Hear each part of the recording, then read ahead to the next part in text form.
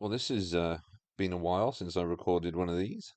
This is Pedro's Movie Cavern, the podcast, as opposed to Pedro's Movie Cavern, the YouTube channel, which which is one of the reasons why I haven't recorded a podcast for about 2 years, I think. I think the last one was probably me talking at length about my love of Bruce Willis. This is before his obviously his public diagnosis of the dementia. I think it's dementia. It's called it's like an Alzheimer's type of thing. And yeah, so I've been doing YouTube for about 8 months, like probably doing YouTube, like recording of camera videos talking about physical media, specifically Blu-rays and DVDs and stuff, and recommendations and stuff like that. But I've started to lean more into talking about the film aspect of it, and not just the physical side of it. So some of the videos that I've done a ranking of John Carpenter movies. I've just posted ranking Quentin Tarantino's movies, which is the longest video that I've posted so far, which is 79 minutes or an hour and 18 minutes, I think it was, or hour and 19 minutes, which has been up for about 6 hours and it's just got over 100 views. It's not a big, uh, big viewing video, but it was really fun to do. It took me a long time to do it, and I had trouble trying to upload it to YouTube today because I was editing it through CapCut on my phone, and I was struggling because the frame rate for some reason was it was exporting on my phone, but it was not showing up. And when it was showing up, it was saying can't play file. And I think it was because the frame rate was 30 frames per second instead of 24 frames. So I dropped it down to 24. Bada bing, fantastic. It's now working. So yeah, then I bought a brand new microphone today, well yesterday. It's the HyperX Solo Cast. It was only 40 quid, but I thought now I've got a mic, I can get back into doing the podcast because I love doing podcasts. I love being able to just sit there and talk about movies and stuff. And I think the podcast is a really good place for me to just talk about movies and not focus on the physical aspect of owning a movie. So if you look at the previous episodes that I've done of this podcast, where I have just sat here and talked about movies for about 50 minutes to an hour. Um, I don't tend to talk about the physical aspect of it, so the media, the physical media side of it, I do focus mostly on the films, and I kind of want to have this podcast go hand in hand with the YouTube channel because the YouTube channel I get decent views on such a niche um subject matter. I'm not up there with the big boys of the genre, you could say, but I average about 7 to 8, maybe 900 views per video, which is better than what I used to get on YouTube, which were like 200. So I mean, I uploaded the Quentin Tarantino one today about well, I finally uploaded about 5 o'clock, and it's just had over 100 views, which is really cool because it is a long video, and like it is me just talking about Tarantino's movies, and I've done multiple podcasts on different shows over the years where I've talked about Tarantino's output, his cinema output, but I went a bit more into detail about why he only like retained a story credit on Natural Born Killers and his screenplay credits on both True Romance and From Dusk Till Dawn. So it was a really interesting video, and I really enjoyed doing that video.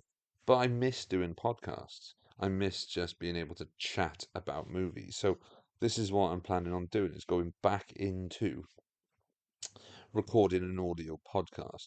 I hope I can get more people on at some point. I have no idea how it works, but there's bound to be a way. I mean, if I could do it through OBS, I can do it through that. Spotify podcasts, I have no idea how to fucking use that app. Anchor was great. It was straightforward, no problem, not an issue with that. But for some reason, I just cannot get it to work properly. So hopefully, I can drag and drop this onto that, and it'll be fantastic. So yeah, this is a new episode of Pedro's Movie Cavern. It's been 2 years since I did the last one, but what am I going to talk about? I have no idea.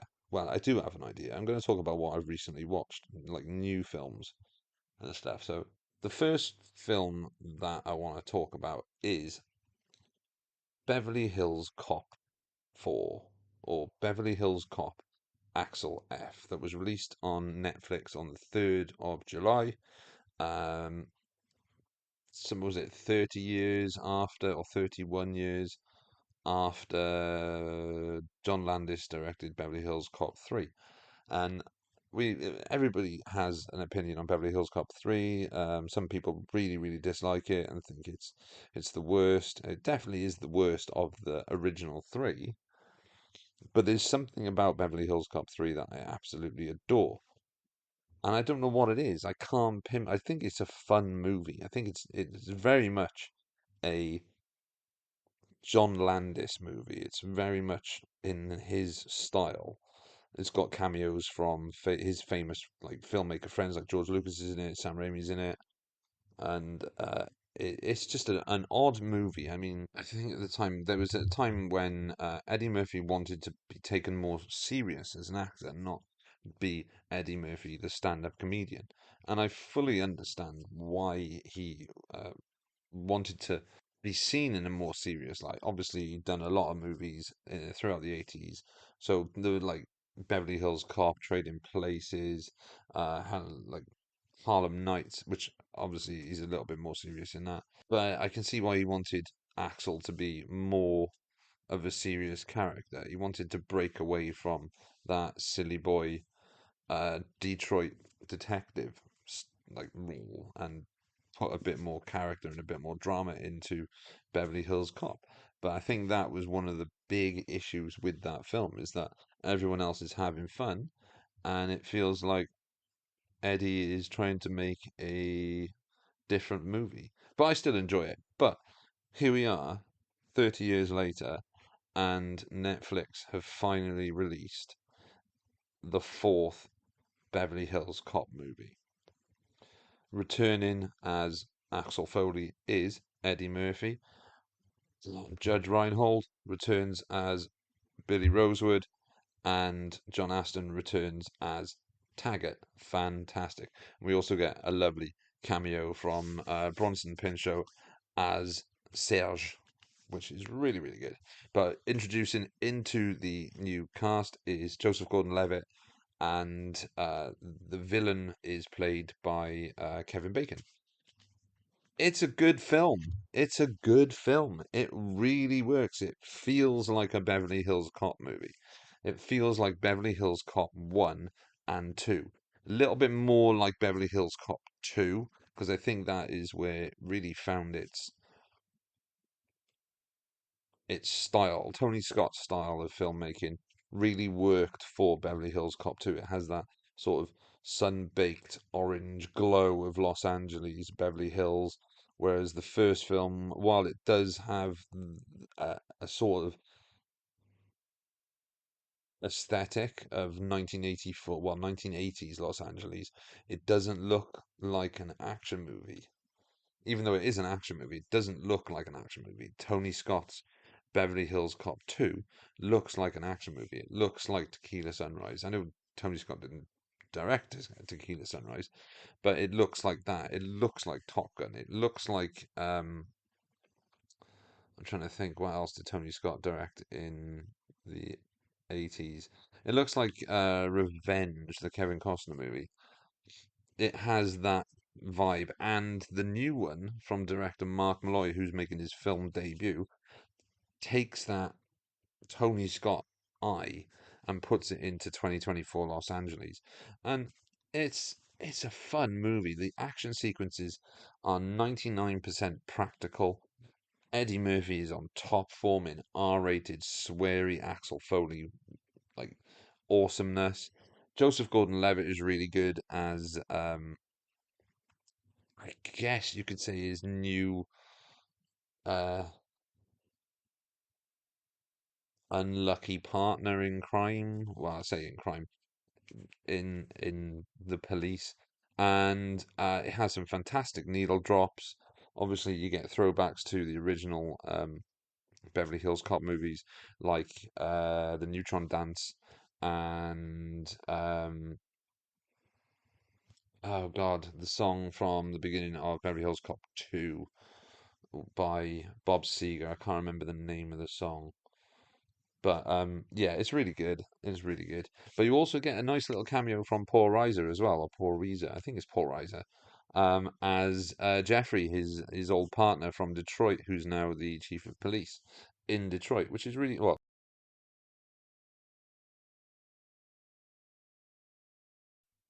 which is really good. I mean, it's nice to see the old faces back for a new movie after such a long time. The action's really well staged. Some of the jokes, some of the jokes aren't as on point as you'd expect. But Murphy looks like he's having fun for the first time in a very, very long time, which really helps the film. John Aston gets a much bigger role than I was expecting in the film as Taggart, whereas Taggart's now the head of, well, the chief of police as well.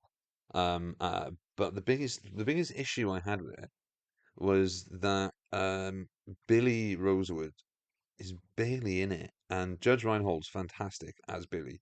And I thought it was a bit of a shame that he was sort of absent for the majority of the film. I would have loved to have seen Billy, Taggart, and Axel doing more together in the film. But it's really good. If you like Beverly Hills Cop, I highly recommend checking it out. There's a lot of good stuff in there, a lot of uh, good action, good jokes, good needle drops, really great music. That Axel F music by Harold Faltermeyer, which has been redone by I don't know who's redone it for the new one, but as soon as that music starts, you know damn well you're in for you're in for a new Beverly Hills Cop movie. So if you have 2 hours spare and you want to watch Eddie Murphy on top form, on top comedic Axel Foley form, I highly recommend checking out Beverly Hills Cop 4. It's really, really good. So then the second film that I watched was a film that I was really intrigued to see because I absolutely loved the first film in this new sort of trilogy, I guess, or new world in an existing franchise, was Furiosa. I watched Furiosa. I was not sold by the first um, trailers. I don't think the CG had been finished properly, and I think a lot of people felt it looked a little bit off and a little bit cheap. So it's one of the reasons I didn't really go and see it in the theater or in the cinema, mainly because I don't have the time to these days. But I watched it. I watched it at home on a 55-inch 4K TV.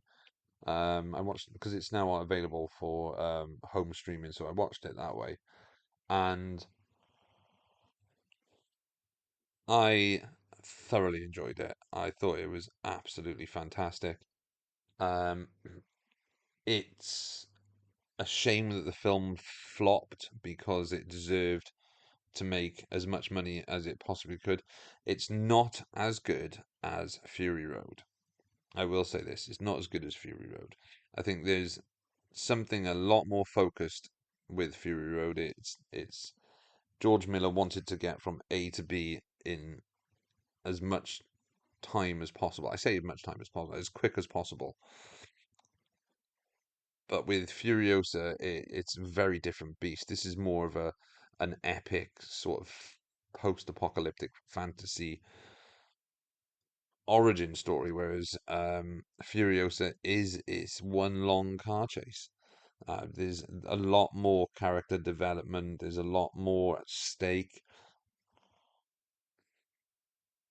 and while there is some very like just insanely good practical uh car stunt work and vehicular just insanity, um, it is a bit too over reliant on CG. I can understand it's to make it look a lot more vast and a lot more um what's the word for it? I don't know. I don't really know how to describe it, but I think the over reliance on CGI does kind of hurt it a little bit. But like I said, it is a shame that it flopped because it is a fantastic movie. It's like I said, it's not as good as Fury Road, but then Fury Road is so high up like the ladder of action cinema that it's going to be difficult to catch up with that if you don't follow the same route of practical vehicular carnage as you did in Fury Road. But it's a absolutely terrific movie. It's 2.5 hours long. Another one of the reasons I think it failed is that it is a 2.5 hour movie in a franchise that started in the 1970s, where um, newer, younger audiences aren't going to really care about that franchise because of the first three films essentially being what younger people would assume today is an old movie. Me, I just rewatched all three original Mad Max movies on 4K, and again, it's just amazing movies. So I prepared myself again. Well, I say again, prepared myself to watch Furiosa by rewatching the previous four Mad Max movies, going into Furiosa knowing that it is a Mad Max movie without Mad Max, but I really, really enjoy the character of Furiosa from Fury Road, and I really wanted to see what Anya Taylor-Joy was going to do with the role. She's really good. She most of her performance is done with her eyes, which you can understand because her eyes are her like it's her selling point as a feature, as a feature. I mean, she's a very attractive woman. Um, but she does have her eyes are the focal what you look at because of how they are, how they're shaped, and how they're wide and stuff. So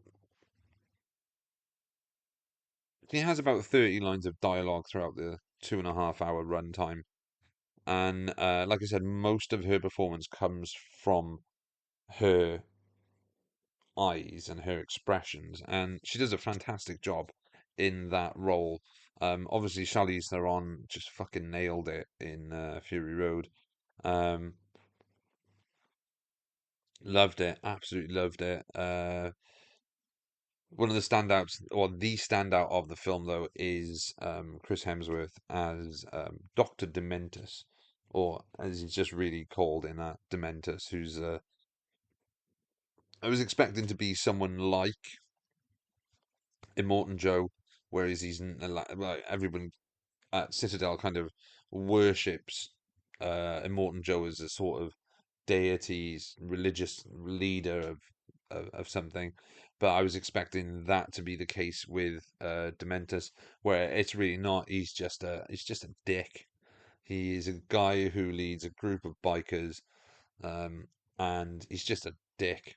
Like there's nothing like mystical about him, and like Immortan Joe, because you don't technically see Immortan Joe's face because it's hidden by a mask for the vast majority of of Fury Road.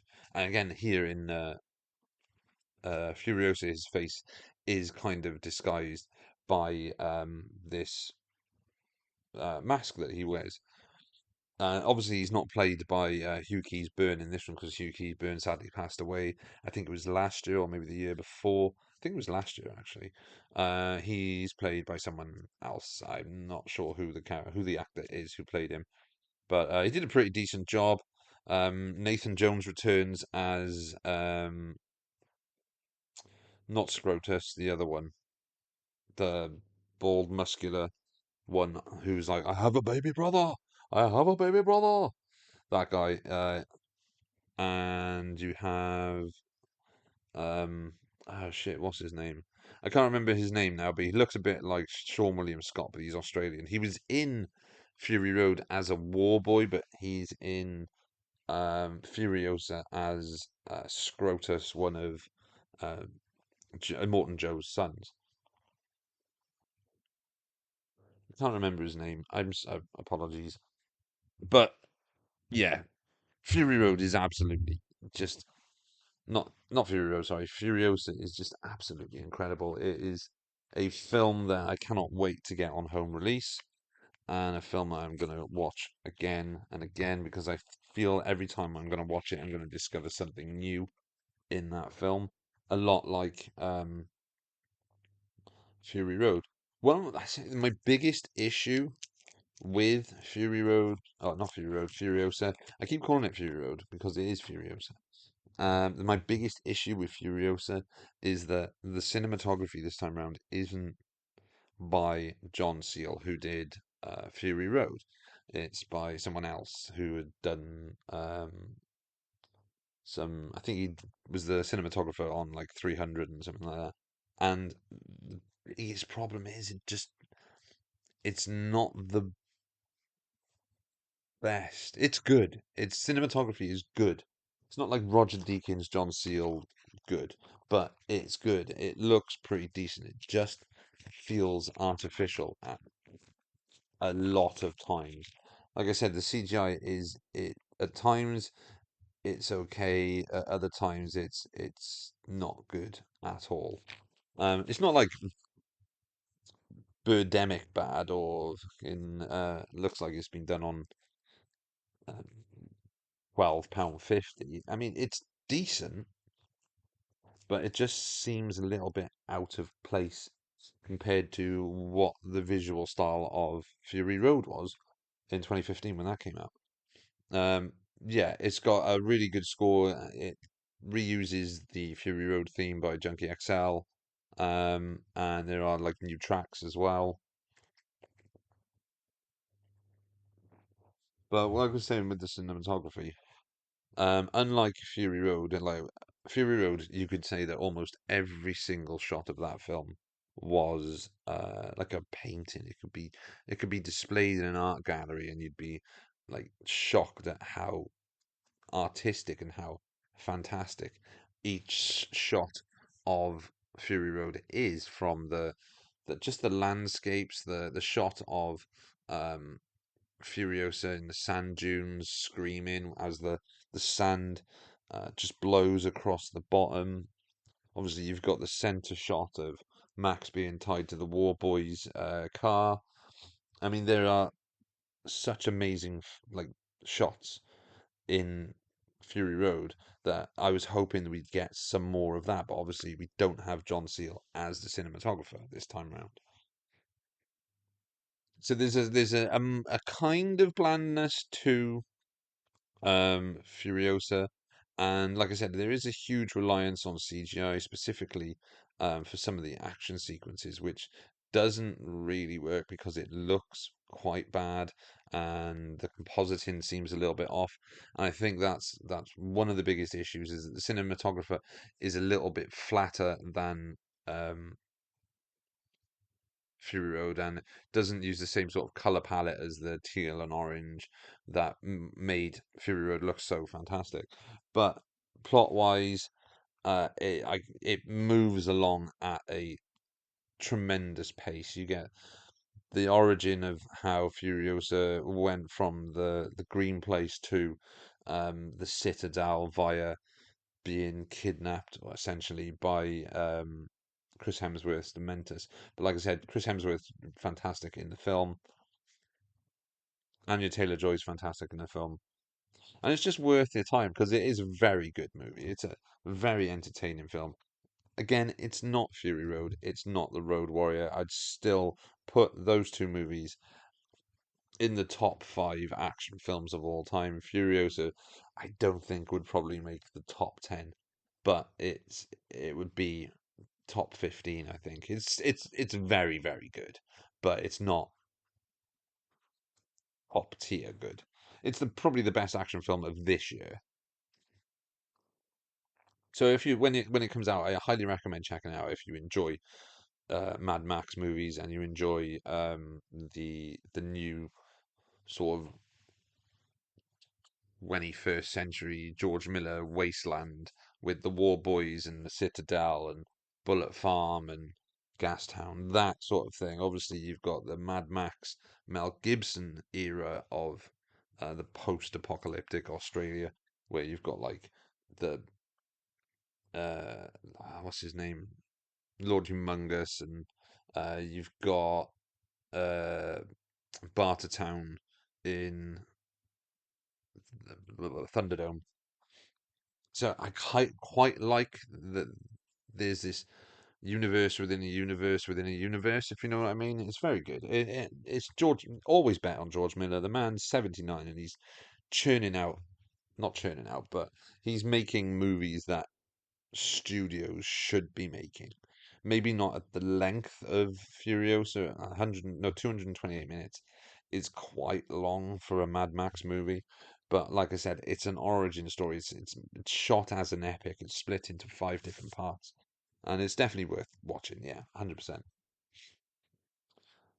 And then I watched, what else did I watch? I just randomly flicking through, I say flicking through, I wasn't.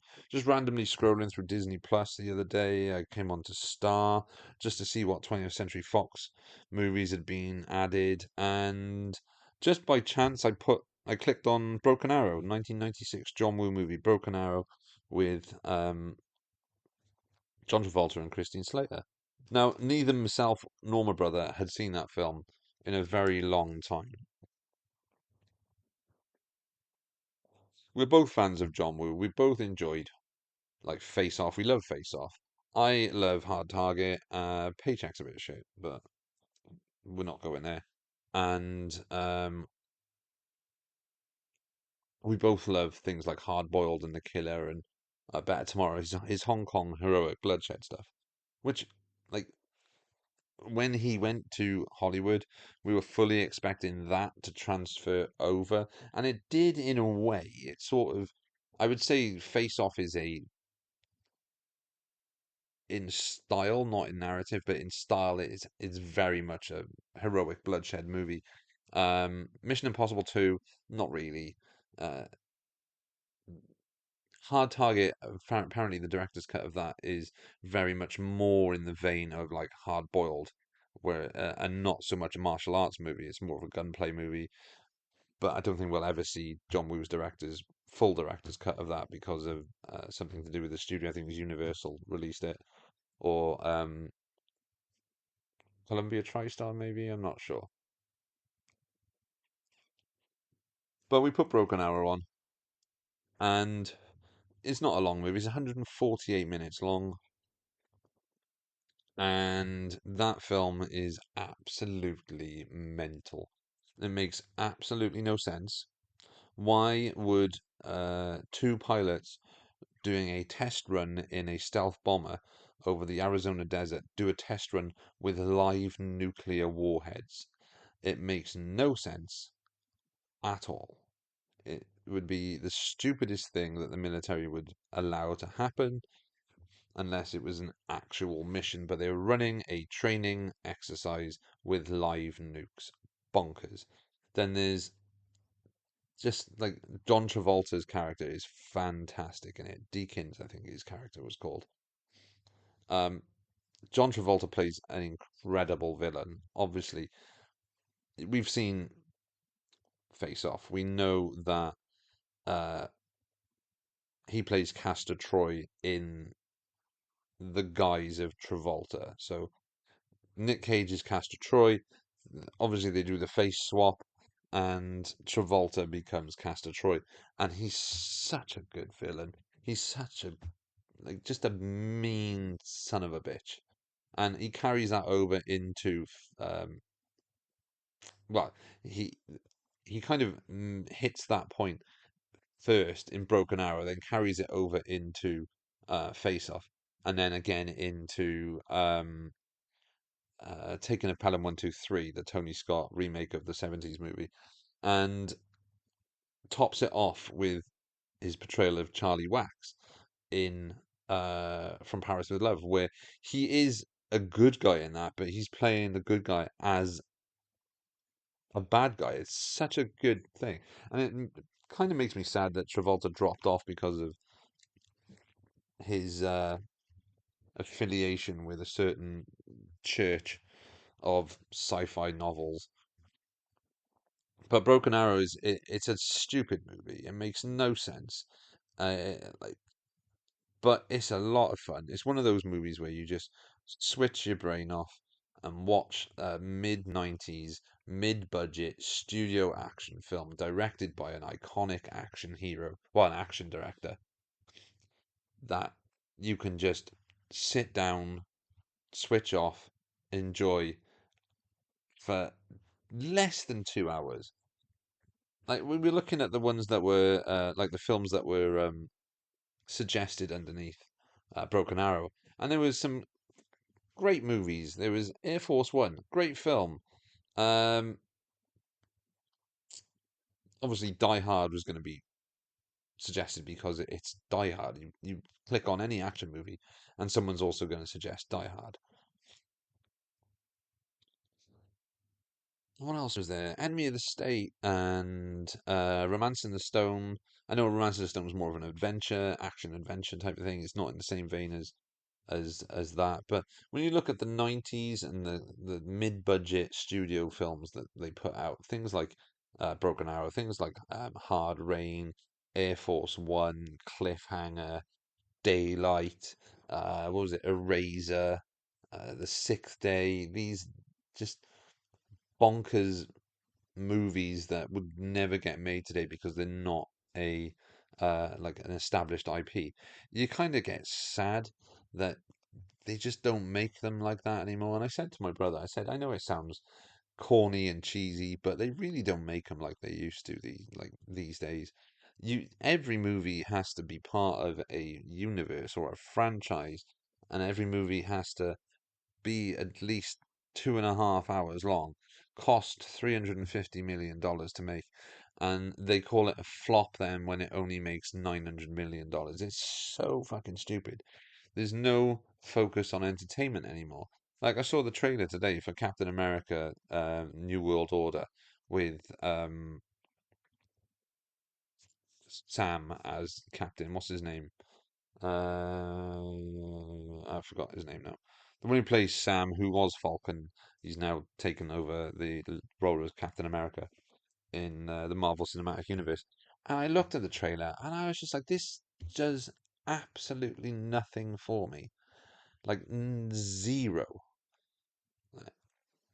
Like Winter Soldier's good. Captain America 1 is good. Civil War's shit, but eh.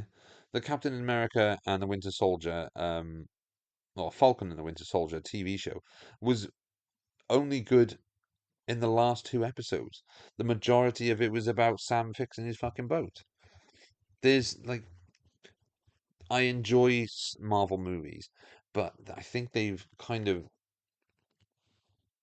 run their course and past their sell by date now, I think. And I think that's quite sad because I think focusing too much on TV shows and introducing characters before they're introduced into the movies was a good idea at the start, but when those TV shows aren't hitting the right beats, and then that's just bleeding into the movies. The movies aren't hitting the right beats.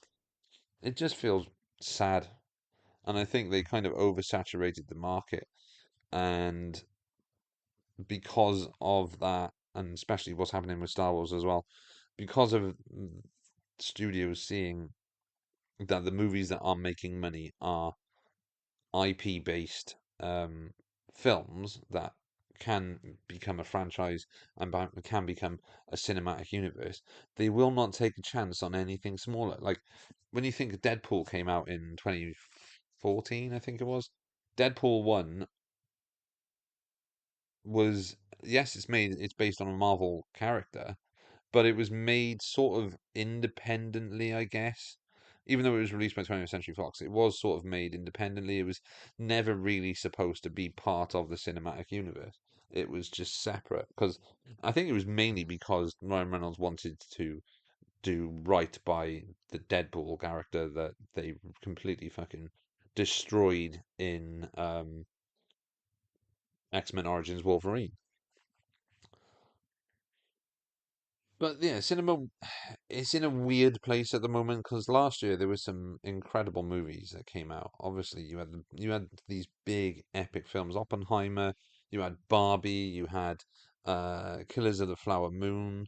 There was another one as well. I can't remember what it was now, but it was a big epic that they all made money. I don't think Killers of the Flower Moon made as much as they were expecting because it was a 3.5 hour movie. I haven't personally watched it yet, but I know that it made some money. It didn't make a huge amount of money, but it was this big 3 hour period drama epic from um, Martin Scorsese. But also you had Oppenheimer, this big period drama from Christopher Nolan.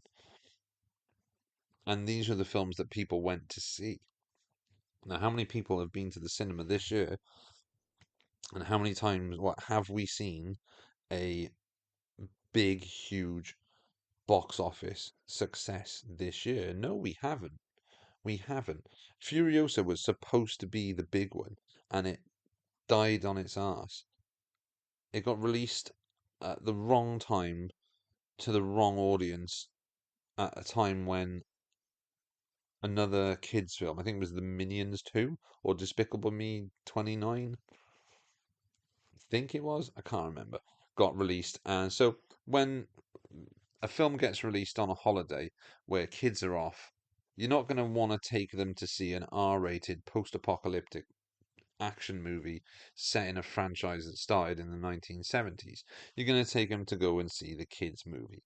And while lots of people did avoid going to the cinema, a lot of people also just opted to not go because it is getting too expensive. So yeah, cinema's in a weird place at the moment. Studios need to, and I've said this before, I've said it in the old episodes, which I did like 2 years ago. Studios need to start making smaller movies on smaller budgets, taking chances on scripts that aren't parts or part of a established IP. Like look what happened last year with Indiana Jones and the Dial of Destiny. The film was written and directed by James Mangold, who nailed it, absolutely nailed the final Wolverine movie, the final solo Wolverine movie, Logan. Absolutely kicked it out of the park, like knocked it out of the park. Fantastic film. So he was a great choice to do Indiana Jones and the Dial of Destiny. But it was shit. So I don't know who was responsible for that, whether or not it was James Mangold or if it was Kathleen Kennedy. And I know we all blame Kathleen Kennedy for the failure of Star Wars. And yes, she is responsible for the failure of Star Wars. But she's also responsible now for the death of Indiana Jones. So is it her interference trying to make a film where um, the main protagonist, a man who has previously been one of the biggest heroes of action adventure cinema, was it her idea to have him belittled and bullied by a younger female character so she could technically take over the reins as the archaeology person of the franchise? Like, I do not want to see a franchise of Phoebe Waller-Bridge doing what Indy did perfectly well in Indiana Jones, well, in Raiders of the Lost Ark, Temple of Doom, and Last Crusade. Maybe not so much Crystal Skull, but Dial of Destiny it was just bad. It felt off. The CGI was overused, and I know Spielberg overused CGI in Crystal Skull. And I love James Mangold. I think he's a great filmmaker. And like I said, he fucking nailed um, what is it? Logan. Absolutely nailed it. And but there was something missing from Dial of Destiny. And I think it was Spielberg and Lucas. I think those two driving that movie in a coherent um, direction was what was missing from that film. It takes elements from different Indiana Jones films, well, the three original Indiana Jones films, but it basically has Phoebe Waller-Bridge in the film to bully Indiana Jones and make light of him being old. And it looked like Harrison Ford didn't want to be there anymore, and that's sad because that's happened twice now. He looked like he didn't want to be in Star Wars, and he looks like he didn't want to be in Indiana Jones, but obviously he is most famous for those characters. It was just appalling, and I think if it was the interference by Kathleen Kennedy, because obviously Indiana Jones is a Lucasfilm uh, IP, if it was interference by Kathleen Kennedy, then she needs to go because she's destroying. I'm not going to say destroying childhoods, but she's destroying things that were put in place by the geniuses that were George Lucas and Steven Spielberg. Now, we all mock Lucas. We all mock him. I know we do. But let's face it, he gave us fucking Star Wars. He gave us Indiana Jones. Yeah, he only directed the first of the original trilogy, and then obviously he directed episode one, two, and three. But he gave us that world. That is his baby. Like him and Spielberg gave us the world of Indiana Jones. And them missing from these franchises is what is killing Lucasfilm. And until Bob Iger realizes that Kathleen Kennedy is the issue behind it, we're going to continue having shit Star Wars and Indiana Jones movies. Maybe not continue having shit Indiana Jones movies because I don't think they're going to do anymore. This was supposed to be the last one. But shit Star Wars movies. And I know I've kind of gone off on a tangent here. I was talking about Broken Arrow and mid-90s, mid-budget action cinema. But it all ties into how the state of cinema is at the moment.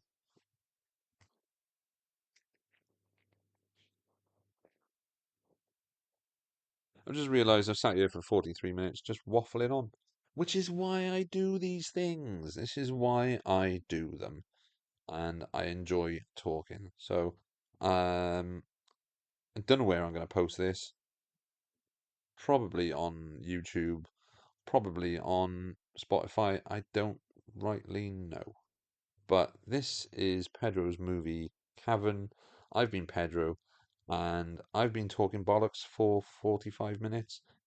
If you enjoy the podcast and you want enjoy listening to me waffle about movies, check out the YouTube channel Pedro's Movie Cavern, where I talk about physical media releases and what I've bought, what I've picked up, and I'm going to try and keep on top of this this podcast because I really enjoy doing it. But I'm going to have a more coherent idea of what I'm going to be doing. So everyone, I want to thank you all for listening. My name is Pete, aka Pedro. This is Pedro's Movie Cavern. You have been listening to me waffle for 45 minutes. I thank you. Thanks, everyone. Hope you all have a good night. Cheers.